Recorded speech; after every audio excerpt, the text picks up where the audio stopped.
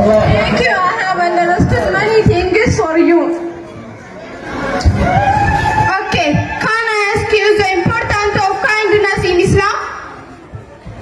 Of course, as human beings, we need to act kindly to achieve a better life. Islam itself has taught man to be righteous and kind to others.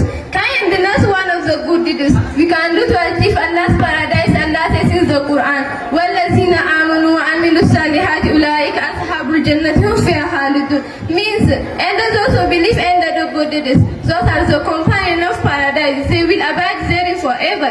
In the Quran, Allah describes Himself as Rauf. Allah says, "Inna Allah bin-nas la-ra'ufur rahim." Indeed, Allah is kind and merciful to the people. One of the most beloved qualities or good character to Allah is kindness. In Islam, kindness is very important part of Muslims' expression of faith. Allah loves kindness in all matters. The Messenger of Allah sallallahu alayhi wa sallam said, "Ya Aisha, inna Allah rizqa fil amri kullihi." Means, oh Aisha, Allah is kind and He loves kindness in all matters. Islam teaches Muslims to be kind to all of God's creations, including their parents, relatives, neighbors, animals, and the environment. Where we show kindness to others, we are also building a sense of connection in the community. Act of kindness can make the world a happier place for everyone. Kindness makes you easier to have self-control. Kindness forbids us into the hellfire. Kindness is excellence work. Kindness is in Islam the most important in the codes of love. The Prophet Muhammad sallallahu alayhi wa sallam taught his people, love, kindness, and compassion, and was seen to be the most loving kind. Kindness after love is to appreciate yourself, respect, and grow. As believers, we should ask for opportunities to show kindness.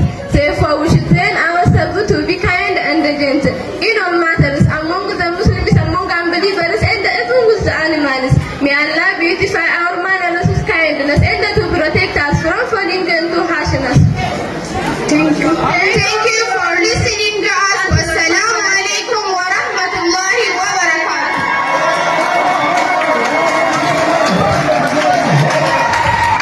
Alhamdulillah, malin jajjigabiti kanan cacabuga. Ofenar kayamo. Jijjigun nage acacabun kiyetti amontu. Medolen tuna wansi fitiru to ilalan godu.